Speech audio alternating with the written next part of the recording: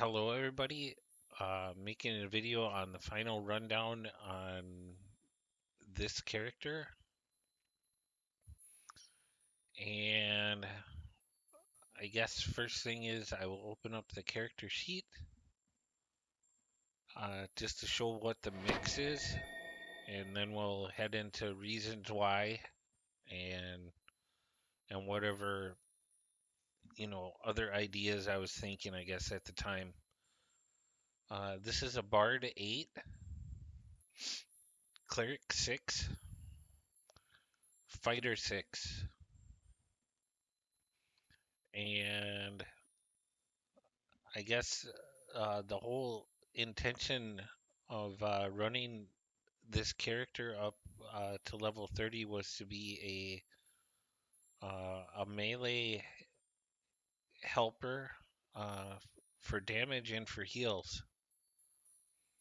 Now, I didn't personally hit any big 111,000 numbers or 125,000 numbers on this character, so I don't really know if it's made for everybody. It's more of like a raid specific tune is what I'm thinking. Uh, in terms of soloing, no, you're probably the highest content that you could solo is Legendary Elite on it. Um, so so that I guess was the basis. The Bard 8 here um, is giving a warchanter bonus to damage. It's called Chant of Power. This is giving a 6% music bonus to melee damage, range damage, and spell critical chants for the people that are within your aura and you. Okay? So that was one of the things, one of the reasons why going into Bard. The second was if Bard has healing um, spells and songs available, then why not go into Epic Destinies with in the Divine Crusader tree? And I'll open that up.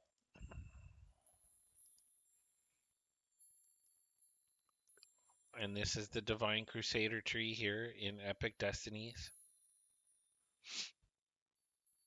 And what I did was then is I also went into this Destiny and got specifically this fourth tier enhancement. It's called Crusade. You have to work it up from the bottom. Consecration, or Sacred Ground, and then take Crusade if you choose. But when Crusade is active,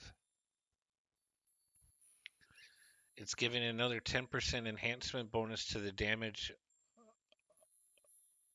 of your attacks and your allies.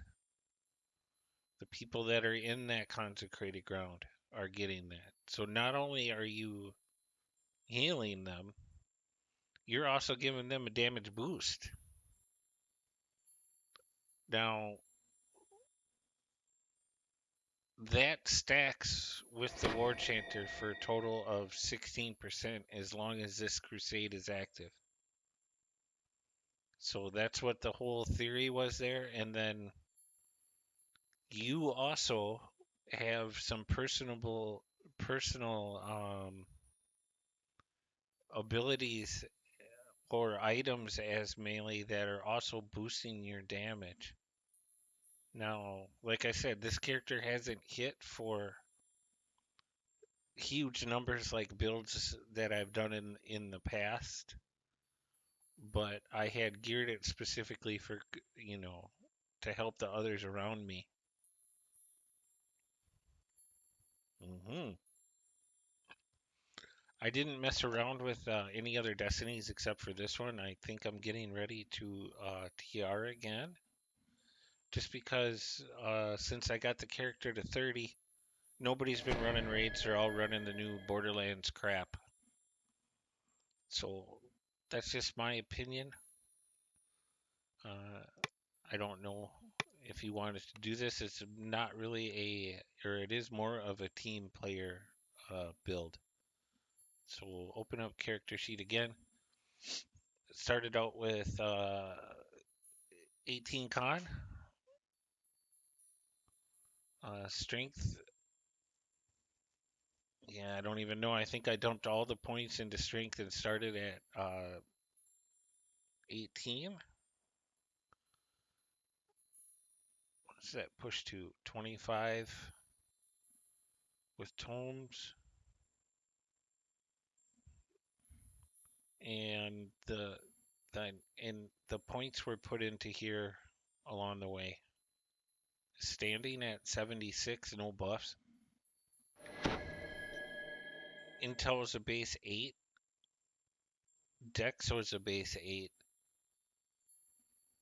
Wisdom 8.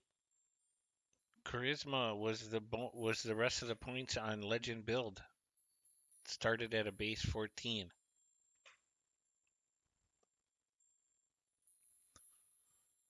Uh, what else? AC. What are you doing here? Armor class is at 122 with gear, no buffs. Uh, what do I not have? I do not have dodge again. This is a 3% chance. Fortitude 69, reflex 76, will 65. Fortification 228. Melee weapon power unbuffed 99. Double strike 16%. Melee attack speed 15. Range attack speed 22. We're not really doing ranged, but that's what the stats are. And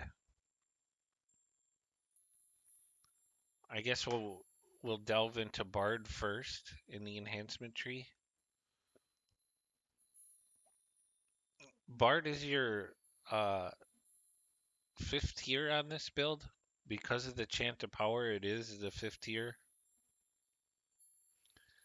And they get in the warchanter tree, they get Howl of the North, critical damage multiplier on rolls of 19 or 20, which stacks with feats. It stacks with the epic feat overwhelming critical, by the way. And then they also get the spinning ice attack and a run faster for you and your allies.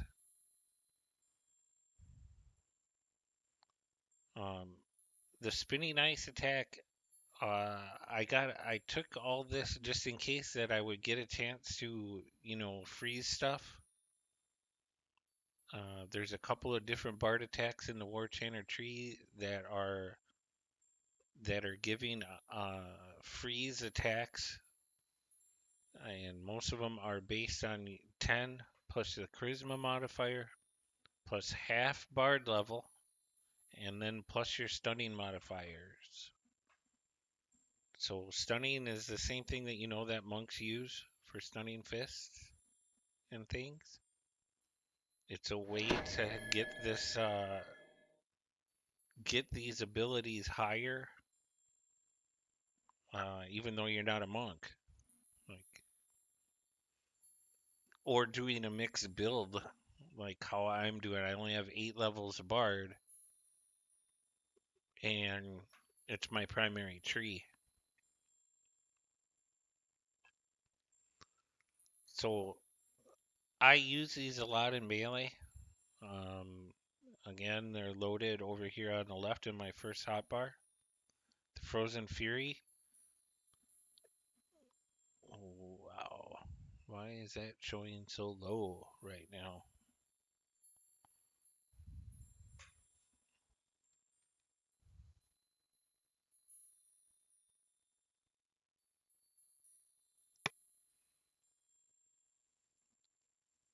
Oh, oh well. It is what it is. Frozen Fury showing only a 53 for the Fortitude save on it, and the Spinning Ice is only showing a 57 currently. Full Bard, can probably get that all and maxed out and nice if they want to use it. You know, not enough points to get into the Swashbuckler tree or the Spellsinger tree to get the healing song. Over in the Radiant side for Cleric, I took the Radiant Servant uh, tree for the burst at tier 6, which is good for, you know, the melee that's close to you in combat. I did work up to turning and improve turning, but this hasn't been working on Reaper or at high levels, of course. Not enough cleric levels to really be relevant. If I was going to stay up here, I'd probably ditch a lot of this and dump it over into the War Priest Cleric tree. 7 points spent in the Tiefling tree. That's what race I am. I'm just doing that one because I need them for racial TRs. And some interesting things over here in the Tiefling tree that they have a thing that's like a SLA for darkness called Obscuring Darkness, which gets boosted up a little bit on the racial tree if you're going to use it. I use this a lot right now. Eventually, it has a chance to blind with no save on the enemies that are in it. Uh, the Hellish Rebuke is it's almost like a repost effect for fire damage. Like when enemies strike you, they take X amount of fire damage depending on how much you boosted this and your fire spell power. And then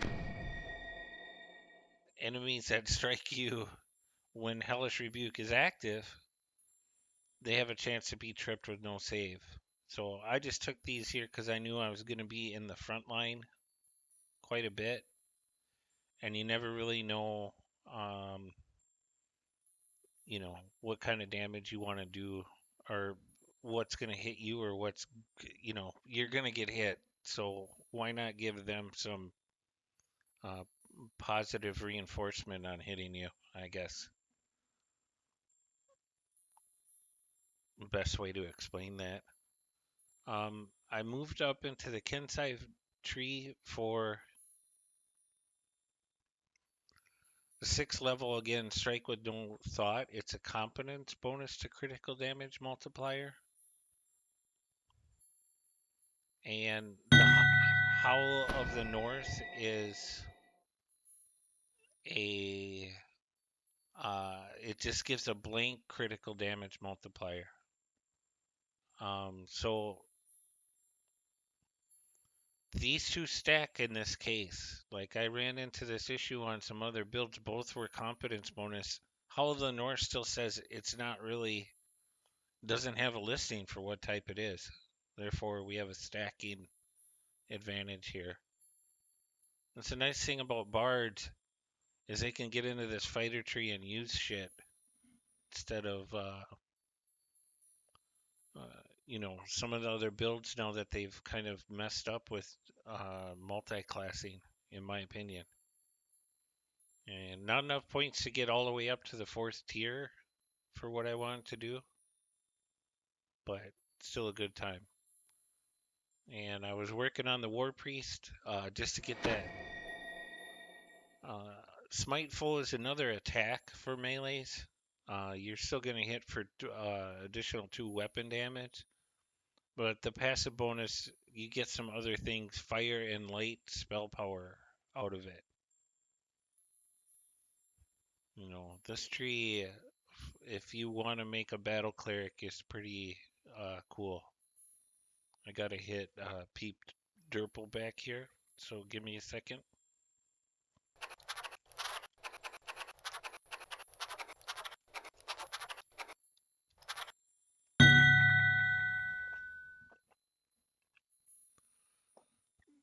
Okay, so what do we got here? 12 in Radiant Serve, 1 in War Priest, 13 Kenzai Fighter, 51 in Warchanter. All these nice bonuses for the people that are around me or within the radius of that aura. Get some other things, high spirits, positive spell power, ballad melody, iron skin, damage reduction 6. That's what all the other people get and me. 7 points in tiefling, 1 point in swashbuckler. I had this little dream of getting up here to get fast movement. Uh, might be able to dump those points from the Radiant Servant. Don't know. Didn't try. So, opening up feats. Hmm.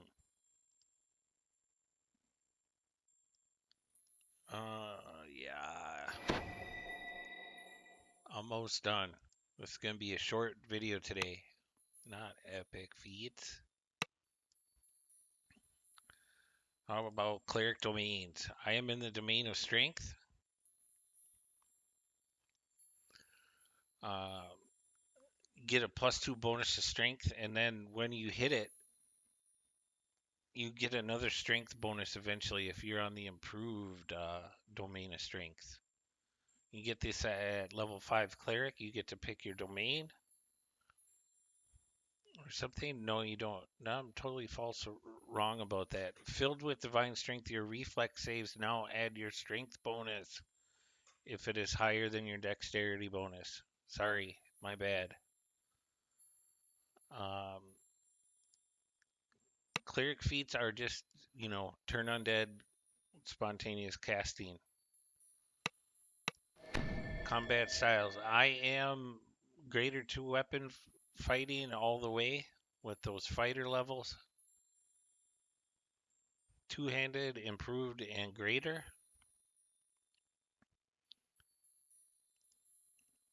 I am in the epic feat defensive fighting right now with 22,160 hit points. I took force of personality. Add your charisma modifier to your will saves instead of your wisdom modifier. Wisdom was a dump stat on this character, so I did something to help myself out.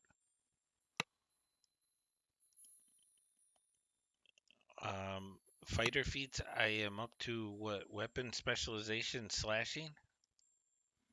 Where did all the rest of my feats go? Didn't get as many feats as my previous build. Martial feats are improved critical slashing, power attack, power critical. Magic feats, I did take extend and maximize spell. Probably could have taken empower if you wanted to swap it, because I use this mostly for healing spells.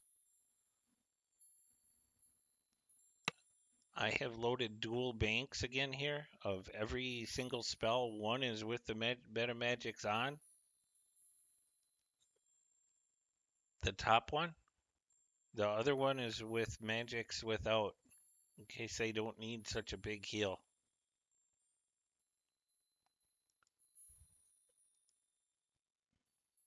Why do they show up with paladin feet when I'm not a paladin?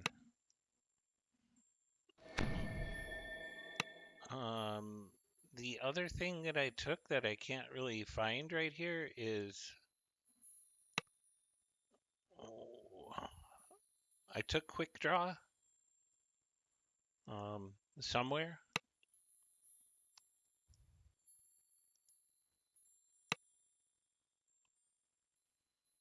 Yeah, I know I took quick draw, but I can't really seem to find it here. Just because I can't stand it when you're shifting off weapons or doing a scroll or whatever. Epic feats were blinding speed, overwhelming critical,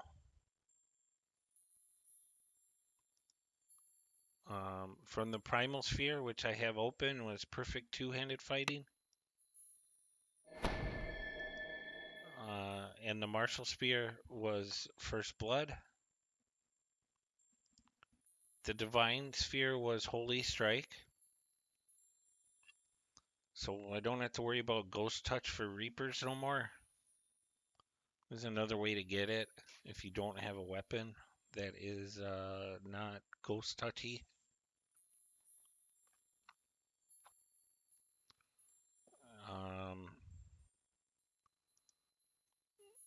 And I am in the Scion of Arborea for the melee power.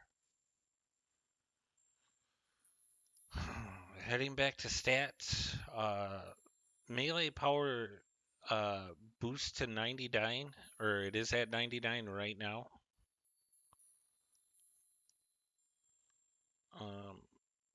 Spell powers are relatively low in comparison to any caster, showing fire at 290.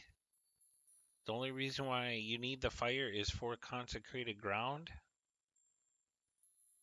and for the hellish rebuke, which I went over in the racial tree.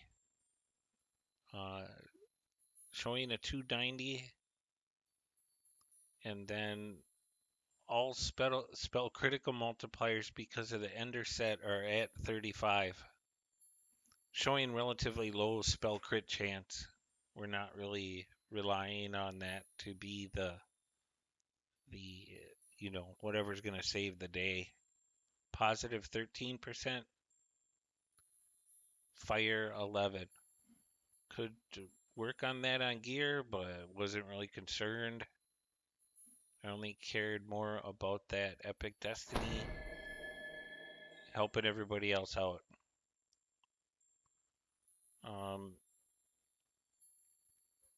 Twists of fate are sense weakness.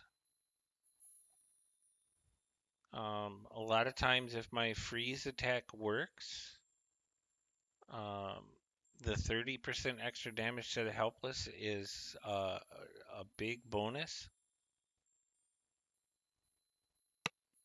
Critical damage is taken from Legendary Dreadnought Tier 3. Times 6 damage on critical hits before weapon multipliers. Primal Scream, of course, it'll boost your strength and your con. Extra action boosts. This is from Legendary Dreadnought. And just Endless Faith. What's interesting was I didn't have enough action points in Divine Crusader to get Strike Down and come back and get more fire spell power out of it. There's another 20 fire spell power out of the Divine Crusader tree for Flames of Purity.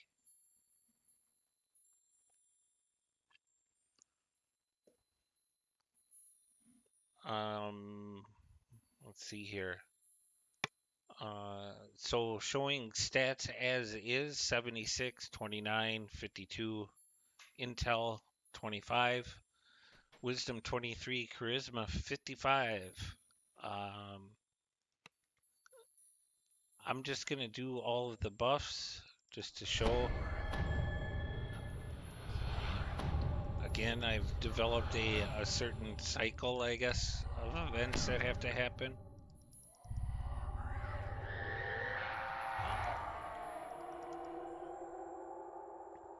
82 is the strength with Skeldic Rage. You could add 3 for Primal Scream, but I'm not in a quest. And showing weapon power going to 145 and counting down. It counts down from Zeal of Righteousness, so you just have to make sure that you have it on. Double strikes up to was whatever 57. It might have been at 60. And saves only went up marginally. I did not use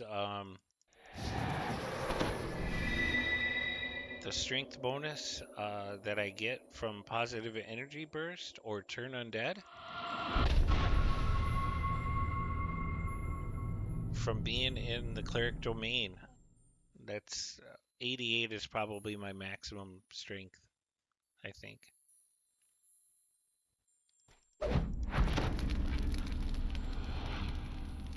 Uh, Using the strikes, I have them loaded on this tier right here, or this upper thing of hotbars, all in a row. And then I've also double loaded them for my fingers over here on the left. Trip, Sunder,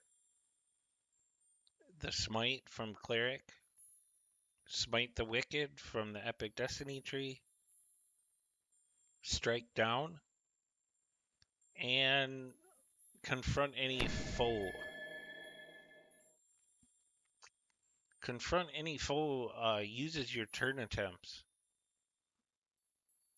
but it's by far the most devastating in terms of it's almost like a double strike that can one hit things. Like one tap is the end of these dummies.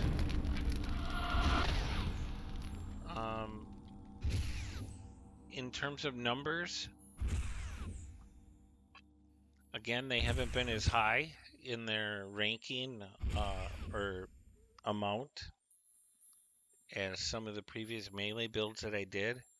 This is something like max initial hit at 5,500, and then all the rest of the crap associated with that goes off. Something in there. And then in melee combat, use your heals to help the others around you. Consecrated Ground and the Burst. So I guess that's the rundown on this build. It's the best I could do to explain it. I got a little frustrated with it up here at level 30 just because most people don't understand what the bonuses are and they'll run away from you and not stay in your aura. So I would do it with a team of friends that get it. And that's it. Thanks for the rundown.